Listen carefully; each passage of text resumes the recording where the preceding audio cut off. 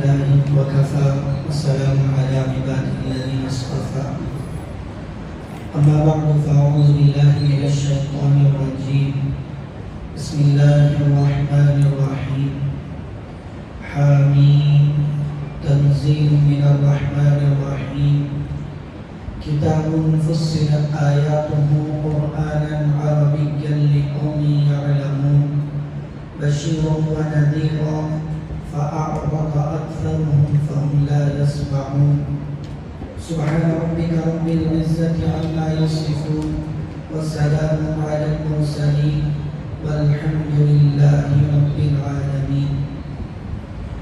معزز سامعین کرام، بزرگان محترم، میں نے آپ حضرات کے سامنے سورہ حامیم سجدہ، جس کو سورہ فصلت بھی کہا جاتا ہے، اس کی ابتدائی چند آیتیں پڑھی ہیں، جس میں اللہ تعالیٰ نے قرآن پاک کی صفات کو بیان فرمایا ہے۔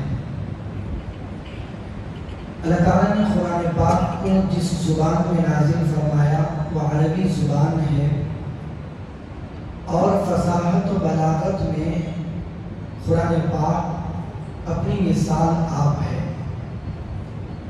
مشرکین مکہ جو اپنی زبان دانی پر، اپنے لٹریچر پر بڑا فخر کیا کرتے تھے اور کہا کرتے تھے ہمارے جیسا زبان دانی میں کوئی اور نہیں ہو سکتا۔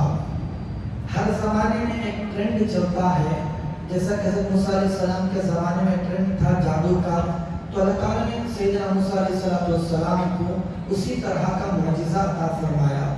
اور حضرت عیسیٰ علیہ السلام کے زمانے میں طب کا ٹرینڈ چل رہا تھا، میڈیکل کا ٹرینڈ چل رہا تھا، تو اللہ تعالیٰ نے حضرت عیسیٰ علیہ السلام کو جو معجزات عطا فرمائے کہ وہ جو مادر ذات نابینا ہوتا اس کے چہرے پر ہاتھ پھیرتے تو وہ دیکھنے والا ہو جاتا، جو کوڑ کا برس کا مریض ہوتا اس کے بدن پر ہاتھ پھیرتے تو وہ آدمی اچھا ہو جاتا، مردوں سے خطاب کرتے اللہ کے حکم سے تو مردے زندہ ہو جاتے۔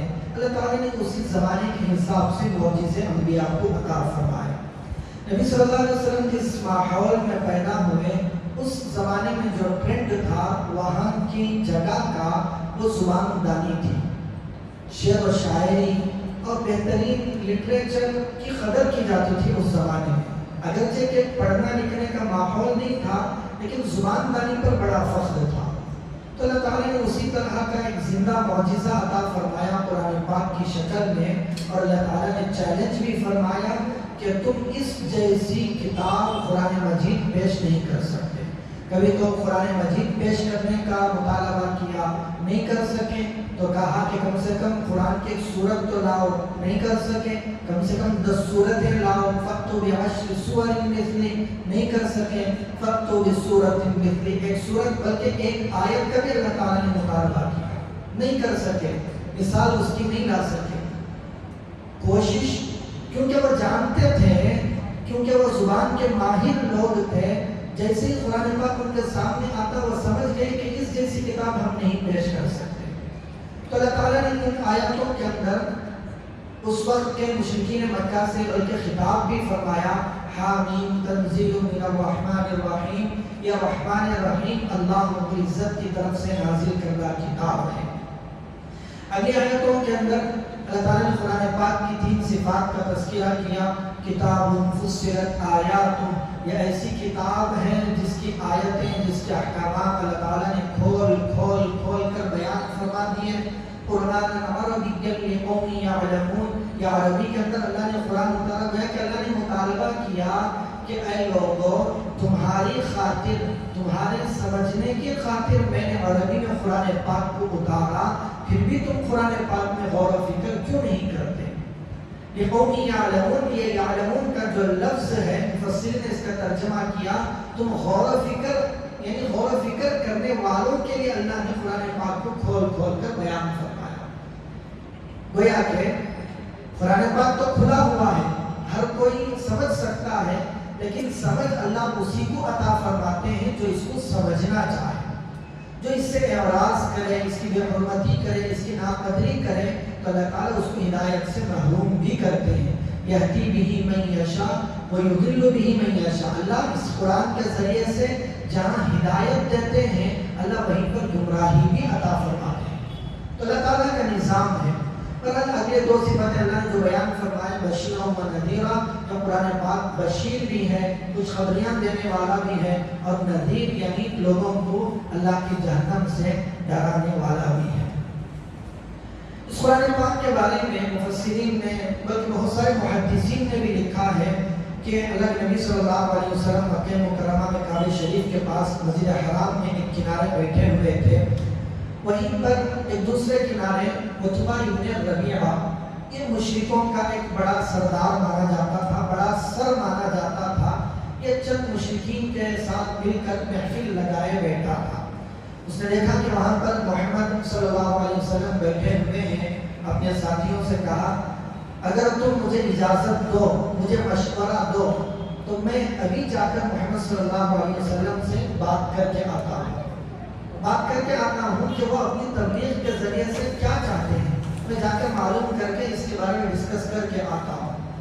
تو ان لوگوں نے کہا کہ اگر آپ جائیں تو بہتر ہے، آپ جا کر دیکھیں. وہ گیا حضرت نبی پاک صلی اللہ علیہ وسلم کے پاس اور جا کر کہا کہ اے محمد، کیونکہ نبی صلی اللہ علیہ وسلم اسی قریش خاندان سے تھے، تو اس نے کہا اے بھتیجے، پیار کے ساتھ محبت کے ساتھ کہا کہ تم ہمارے خاندان کے اندر بڑے معزز آدمی ہو، بڑے معزز فرد ہو، تمہارا نسب بھی عالی ہے، تمہاری عزت بھی بڑی ہے، تم اچھے اخلاق کے حامل بھی ہو، لیکن تم نے جو یہ آج کل نئی چیز، نئی دین کی تبلیغ شروع کر دی ہے، اس کی وجہ سے لوگوں میں تفرقہ بازی، اختلافات پیدا ہو رہے ہیں، لوگ بے وقوف بن رہے ہیں، لوگ آپسی خاندانوں میں جھگڑے پیدا ہو رہے ہیں. میں چاہتا ہوں کہ اس سلسلے میں دو چار باتیں تم سے کر لوں. نبی صلی اللہ علیہ وسلم نے ادب سے کہا کہ ہاں ضرور کرو، میں سننے کے لیے تیار ہوں. اور اس نے اپنی گفتگو کا آغاز کیا اے محمد صلی اللہ علیہ وسلم، اگر تم اپنی اس دین کی تبلیغ کے ذریعے سے لوگوں کو اپنی ماتحت کر کے مال و دولت اکٹھا کرنا چاہتے ہو تو ہمیں بتا دو، ہم تمہارے لیے اتنا مال اکٹھا کریں گے کہ تم ایسے ہی مالدار بن جاؤ گے. نہیں، مال نہیں چاہتے.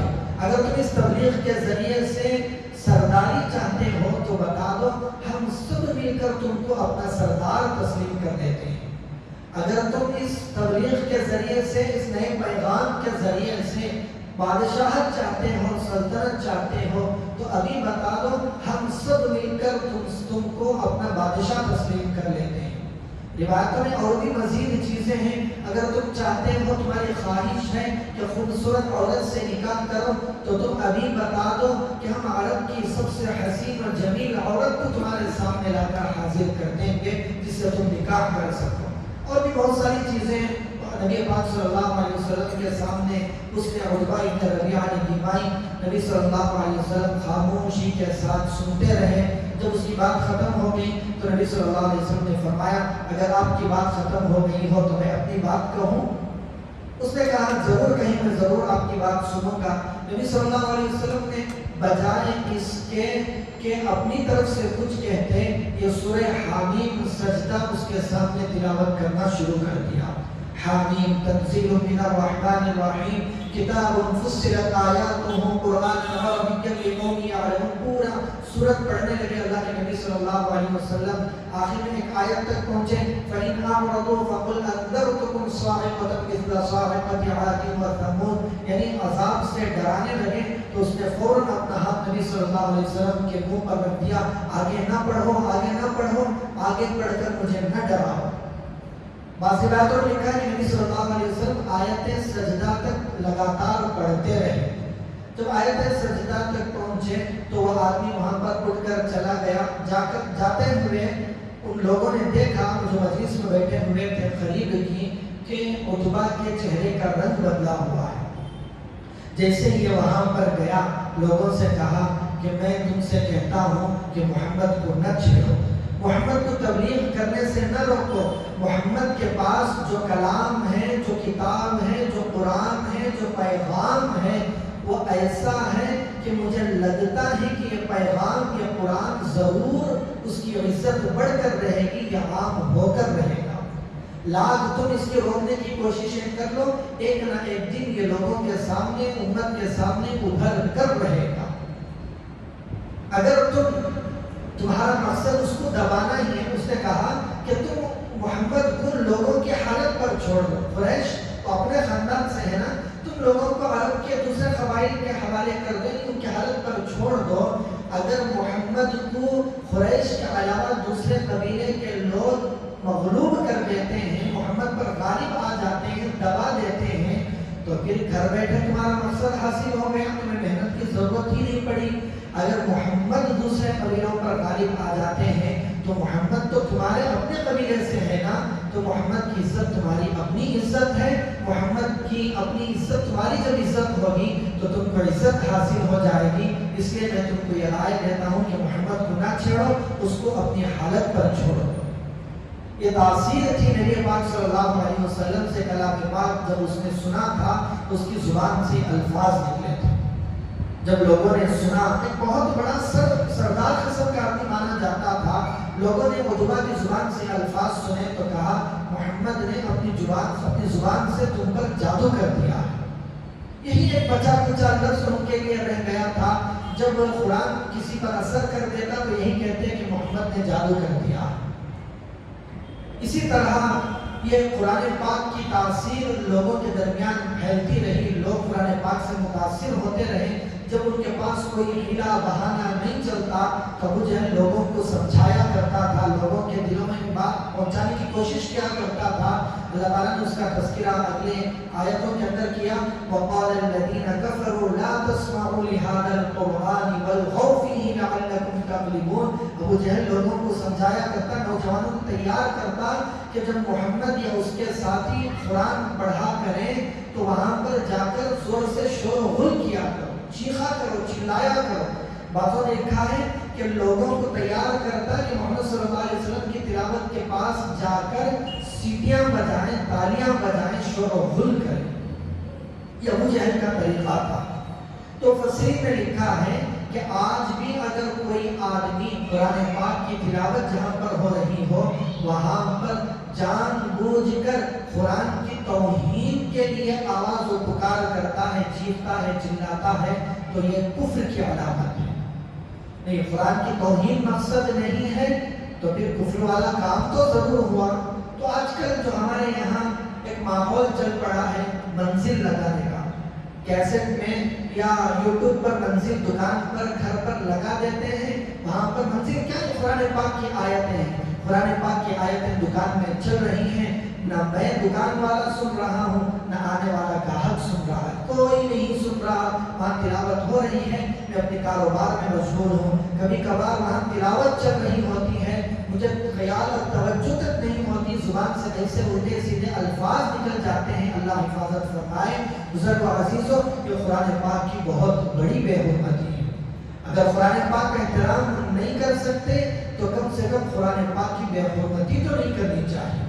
چاہے دکان میں ہو، چاہے گھر میں ہو، اگر ضرورت پڑی منزل لگانے کی تو خدا را آدھ گھنٹہ یا 10 منٹ، 15 منٹ، 20 منٹ کا منزل یا کوئی بھی دعائیں صورتیں وغیرہ لگائے اور خاموشی کے ساتھ اتنی دیر بیٹھ کر توجہ سے سن لیں.